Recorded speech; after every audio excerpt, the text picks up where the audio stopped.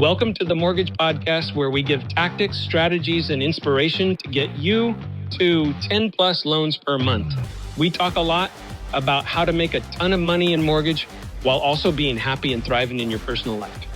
If you want to be a mortgage millionaire, you're in the right place.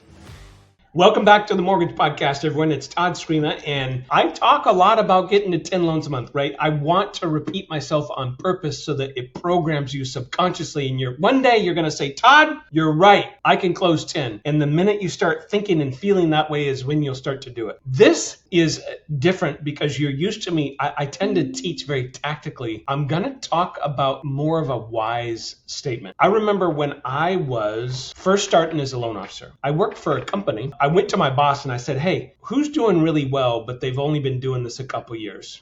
And he said, that guy's sitting right next to you. So I walk up to this guy and I made him my best friend. And I brought him coffee. I asked him to mentor me. I asked to go on sales calls with him. When he was on the phone, I listened intently. I did all this and he taught me. He was 2 years in the business and he was averaging 10 loans a month. And he really was one of my first mentors in mortgage, and he taught me how to close 10 loans a month. You're like, Todd, how? Here's how. Years ago, I was moving out of my second house I owned, and I came across a Tony Robbins book. And say what you want about Tony Robbins, he's one of the biggest thinkers and teachers in our modern era. So I opened the book, just packing books, and I opened it up and it said, my best piece of advice to anyone in the world, find someone who has the results you want and copy them exactly. And that's really what I did with that first young loan officer I met that was closing 10 loans a month. I dressed like him. I sounded like him. I went on sales calls and did what he did. I stole his script and used his script. I just copied. Now, one thing about me that is interesting to some people, I have an ego like anybody else. And sometimes it's pretty big. But when it comes to learning, my ego is very low. I never think I'm the smartest person in the room. If there's one person in that room that does something better than me, I befriend them. I ask them for advice. I ask them for time. I watch intently how they do things because my intent is to copy them. So that's really the advice that I would give so many of you. So many people don't have that mentor. They don't have that coach. They don't have that friend that they admire, that they try and meet with twice a month. They don't take those steps. And I don't know if it's lack of emotional intelligence or ego holds us back, or we're embarrassed. But whatever it is, you need to get rid of it and throw it in the trash because that is not what works. I know so many successful people in a lot of different areas. Every time I ask them how they got to where they're at, 9 out of 10 times, they will go on and on about a mentor or a coach or someone that they followed and copied. So let me give you some examples. Most top attorneys, loan officers, doctors, they will tell you, they'll rave about some mentor they had. Now, sometimes there's several, but one person comes into your life and teaches you this. Another person comes into your life and teaches you that. Let me give you some examples for me. My dad owned a direct sales company. So every single morning, starting at 6 a.m., he was on the phone until about 3 o'clock in the afternoon. And then he would do a couple hours of paperwork and then have dinner. My dad, I would just wake up to him making calls. He has a loud voice and his office used to be in the hallway. So I would just hear him all the time, every day. He would hang up a phone, dial the next, hang up, dial, hang up, dial, hang up, dial, go pee, come back, dial, come back, dial. So what he taught me is how to make a lot of sales calls. That's one of the number one things that my father taught me. Now, I had that first loan officer. He taught me how to make effective appointments. So that's the biggest thing I learned from him. He was doing 10 loans a month because he was out in the field for 5 hours a day. How he got out in the field is he made appointments. And so that just made sense to me. I'm like, he makes appointments in the morning and then goes out in the afternoon and goes on those appointments. And it just made sense to me. And so I copied him. My first month I closed 10 loans. It was my 13th month in the business. And I remember I couldn't fathom how much money I made. I wrote my dad a note and I said, Dad, I did it. And I faxed him my paycheck stub. My dad calls me that night and he's all, son, I got your fax.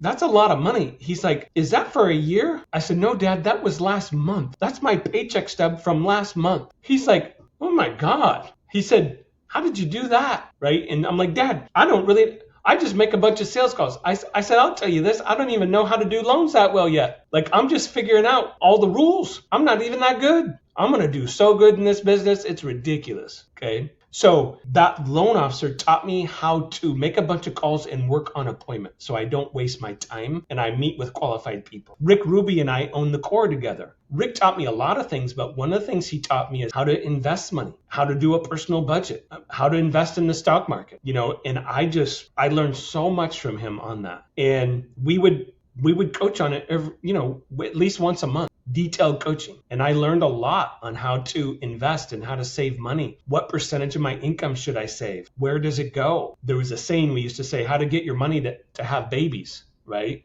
How to get it to multiply every 7 years and get it to double. So, and then my first mortgage boss was a very smart man. I actually just talked to him last week. He is now recently retired, and he's got a couple $100 million in the bank. And he taught me leverage. I watched him. So when I worked for him, he's like, hey, let me get this straight. I got good at doing loans. And so he would do 20, 30 loans a month. But then he also had a bunch of salespeople work for him. It was more me observing, but I just watched him leverage everything. And so he taught me leverage. I credit him as the person that taught me the gift of leverage. So here's my point. We make this stuff way too complicated. If you really want to do well in this business, and because you're listening to this, I assume you do. And it's a real passion. They say that passion are things that you were willing to sacrifice for. It's like your kids, right? Shoot, your kid needs to go to the ER, you take them. Kids up late barfing with the flu, you hold their head and give them comfort, all night. So, but yet in our careers, are we willing to sacrifice for it? And sometimes the answer is yes, sometimes it's no. But that tells you if you're passionate about your career. Are you passionate about it? Okay. So when you look at all this, if you just find someone that is a mentor, a coach, someone that can help you, I've had virtual mentors. So I'll give you an example. I've worked a lot on leadership. I've never met John Maxwell, but I've read most of his books. I listen to the books on tape. I read the books. I highlight the areas that I think I'm weak on, and I work on it. So some of these can be virtual mentors. They don't always need to be someone that you are sitting right next to. This is where I see a lot of mortgage people. They're working in an office and they're like doing better than anybody else. You may want to find someone else to hang around. And that sounds so mean. Because like, Todd, you're asking me to be disloyal. Well, I guess if you want to view it that way, but if you want to grow and there's a branch manager 20 minutes away that is closing 12 loans a month and you're closing 4 and he's willing to mentor you and give you time, I would do that. If you can hire a coach and maybe that coach costs $1,000 or $2,000 a month, if you can afford it. But if that coach is closing 15 loans a month and you're closing 4 and you can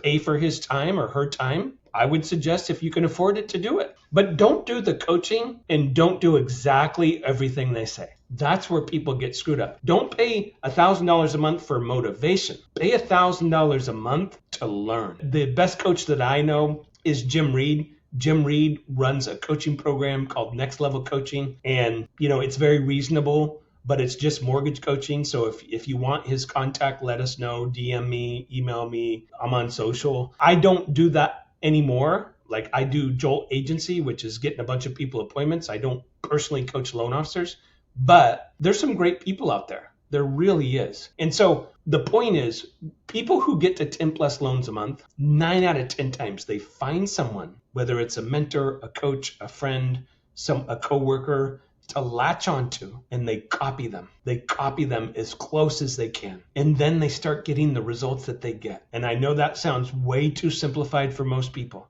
but that is the secret. It's what Tony Robbins says the secret is. It's what I believe the secret is. It is the secret. And so be aggressive with reaching out to someone who can really help you, whether you pay for it, whether you work for them. I mean, there's a lot of different ways to do it, but find someone that you can latch onto and that can truly, truly help you. If you enjoyed this, or maybe you're a manager and you want your salespeople to be more coachable, send them this. Send it to at least one person. That's how this stuff grows, and it helps me help more people. I really do feel this is too hard of a business to do broke. So let's not be broke. Let's enjoy our careers and let's do a lot of loans. Okay. Have a beautiful day.